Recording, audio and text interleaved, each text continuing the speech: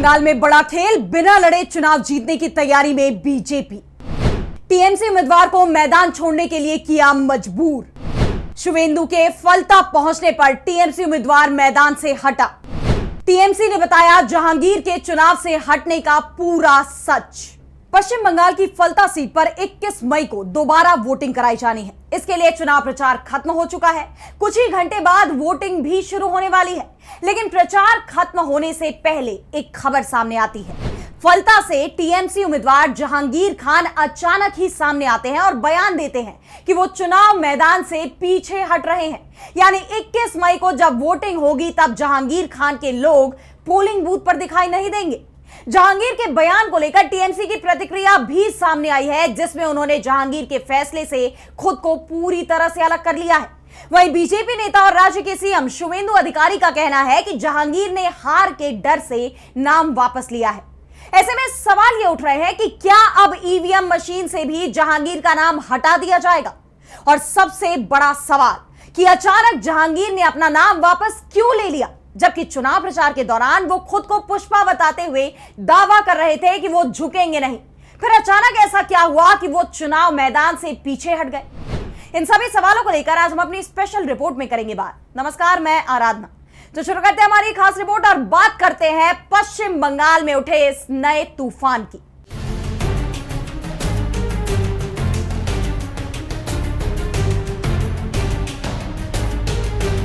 और सबसे पहले हम बात करेंगे कि आखिर जहांगीर खान, जो फलता विधानसभा चुनाव में टीएमसी के उम्मीदवार थे, उन्होंने कहा क्या है। वैसे ईवीएम पर उनका नाम अभी भी बना हुआ है, इसलिए चुनाव में जहांगीर अभी भी टीएमसी के अधिकृत उम्मीदवार हैं। लेकिन पहले हम आपको बताते हैं कि जहांगीर खान ने कहा क्या है। वोटिंग से कुछ ही घंटों पहले जहांगीर ने जनता के बीच आकर बताया कि मैं फलता की शांति, सुरक्षा और विकास चाहता हूं। मैं चाहता हूं कि फलता एक सोनार फलता बने। मुख्यमंत्री यहां के विकास के लिए विशेष पैकेज दे रहे हैं। इसी वजह से मैंने 21 मई को होने वाले मतदान से खुद को अलग करने का फैसला लिया है। मेरी कोशिश केवल फलता में शांति बनाए रखना और विकास को आगे बढ़ाना है। जहांगीर खान का यह बयान उस वक्त सामने आया है जब बंगाल के सीएम शुवेंदु अधिकारी भी फलता में ही मौजूद थे। वो चुनाव प्रचार के लिए यहां गए हुए थे। उन्होंने वहां रोड शो किया और सबसे बड़ी बात तो यह है कि शुवेंदु अधिकारी के रोड शो के वक्त पूरे फलता में कहीं भी टीएमसी के झंडे नहीं दिख रहे थे। सिर्फ और सिर्फ बीजेपी के ही झंडे दिखाई दे रहे थे। इस बार ये वो फलता नहीं दिख रहा था जो 29 अप्रैल को जब यहां वोटिंग हो रही थी उस समय दिखाई दे रहा था। तब टीएमसी और बीजेपी दोनों के झंडे फलता में नजर आ रहे थे।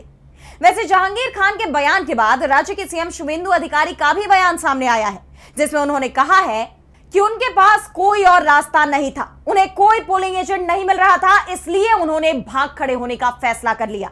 खान के पास मुकाबले से हटने के अलावा कोई ऑप्शन नहीं बचा था। लेकिन सवाल यह है कि क्या शुवेंदु अधिकारी जो बात कह रहे हैं, क्या वो सच है? और अगर जहांगीर खान के पास कोई पोलिंग एजेंट नहीं था तो इसके पीछे वजह क्या थी? इन सवालों पर हम बात करें उससे पहले जरा फलता सीट के बारे में भी जान लेते हैं। तो इस सीट पर 29 अप्रैल को वोटिंग हुई थी। वोटिंग के बाद बीजेपी की तरफ से शिकायत की गई कि टीएमसी के लोगों ने कई बूथों पर कब्जे कर लिए। विरोधियों को वोट नहीं डालने दिए गए, जिसके बाद फलता के सभी 285 बूथों पर वोटिंग का दोबारा आदेश दिया गया। अब आप खुद देखिए कि 29 अप्रैल को जब फलता सीट पर वोटिंग होती है तब बीजेपी के पास पोलिंग एजेंट नहीं होते, और अब शुवेंदु अधिकारी का दावा है कि टीएमसी के पास पोलिंग एजेंट नहीं थे, जबकि फलता को टीएमसी का मजबूत गढ़ माना जाता है। 2011 से इस सीट पर टीएमसी का कब्जा बना हुआ है। अगर हम 2021 के विधानसभा चुनाव की बात करें तो फलता सीट पर टीएमसी के शंकर कुमार नास्कर को 1,17,179 वोट मिले थे, जबकि बीजेपी के विधान परुई को 76,405 वोट ही मिले थे। यानी टीएमसी इस सीट पर 40,776 वोटों से जीत गई थी। वहीं 2024 के लोकसभा चुनाव में टीएमसी के Abhishek Banerjee diamond harbour seat से लोकसभा चुनाव लड़े थे और फलता इसी लोकसभा सीट का हिस्सा है और टीएमसी को यहां 1 लाख से ज्यादा वोटों की लीड मिली थी। ऐसे में अब आप समझ सकते हैं कि फलता सीट टीएमसी का कितना मजबूत गढ़ मानी जाती है और क्यों मानी जाती है। और अब अगर टीएमसी को पोलिंग बूथ के लिए एजेंट नहीं मिल रहे हैं तो इसका एक ही कारण है, और कारण क्या है ये आप इस वीडियो को देखकर खुद ही समझ सकते हैं। ये वीडियो विधानसभा चुनाव का है। इसमें फलता सीट पर चुनाव आयोग की तरफ से ऑब्जर्वर बनाए गए यूपी के आईपीएस अजय पाल शर्मा जहांगीर खान और उनके समर्थकों को धमकाते हुए दिखाई दे रहे हैं। पहले आप ये वीडियो देखिए। आसपास के जितने भी लोग हैं अच्छी तरह से समझ लें कि अगर किसी ने बदमाशी करी तो उनका कायदे से इलाज किया जाएगा। फिर अगर कहीं से खबर आ गई कि किसी ने कोई खुराफात करने की, किसी को परेशान करने की कोशिश की है, तो फिर उसकी खबर फिर अच्छे से लेंगे हम। ये जहांगीर के घर वाले भी खड़े हैं, उसको बता देना कायदे से। ये बार बार जो खबरें आ रही हैं कि उसके लोग धमका रहे हैं, तो फिर अच्छे से खबर लेंगे, फिर बाद में रोना पछताना मत। तो आपने देखा कि किस तरह खुलेआम धमकी दी जा रही थी। जहांगीर के घर वाले ये सुन ले, उसे बता देना, बाद में रोना या पछताना मत। इतना सब कुछ होने के बाद भी बीजेपी की तरफ से चुनाव आयोग से शिकायत की गई और चुनाव को रद्द भी करवा दिया गया। लेकिन जब फलता में दोबारा वोटिंग कराने का आदेश चुनाव आयोग ने दिया, उसके बाद फलता का क्या हाल है, इसकी सुध लेने को भी चुनाव आयोग तैयार नहीं है। टीएमसी की तरफ से एक के बाद एक शिकायतें की जा रही हैं कि प्रशासन टीएमसी को प्रचार नहीं करने दे रहा है, लेकिन चुनाव आयोग कोई एक्शन नहीं ले रहा, वो चुप्पी साधे बैठा हुआ है। अब आप खुद सोचिए कि 4 मई को बंगाल में विधानसभा चुनाव के नतीजे आने के बाद फलता में टीएमसी की एक भी चुनावी रैली नहीं हुई। जहांगीर खान एक भी नुक्कड़ सभा तक नहीं कर पाए, कोई रैली नहीं निकाल पाए। उल्टा प्रशासन ने उनकी गिरफ्तारी की तैयारी कर ली। वो तो कोर्ट से खान को राहत मिल गई, नहीं तो इस वक्त वो जेल में होते। वैसे जहांगीर जरूर गिरफ्तार होने से बच गए हैं, लेकिन उनके समर्थक अभी भी जेल में हैं। अब जहांगीर के चुनाव से हटने पर टीएमसी की तरफ से क्या कहा गया है, ये भी हम आपको बता देते हैं। तो टीएमसी ने इसे लेकर एक ट्वीट किया है, जिसमें उसकी तरफ से कहा गया है कि जहांगीर खान द्वारा फलता पुनर्मतदान से पीछे हटने का फैसला उनका निजी फैसला है, न कि पार्टी का। जब से 4 मई को चुनाव परिणाम घोषित हुए हैं, अकेले फलता विधानसभा क्षेत्र में हमारी पार्टी के 100 से ज्यादा कार्यकर्ताओं को गिरफ्तार किया जा चुका है।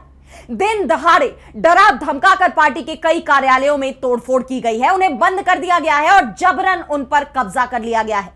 जबकि बार बार शिकायत करने के बावजूद चुनाव आयोग लगातार आंखें मूंदे हुए है। इस तरह के दबाव के बावजूद हमारे कार्यकर्ता चट्टान की तरह मजबूत है और एजेंसी और प्रशासन के जरिए भाजपा की तरफ से फैलाए जा रहे डर और धमकी का मुकाबला कर रहे हैं।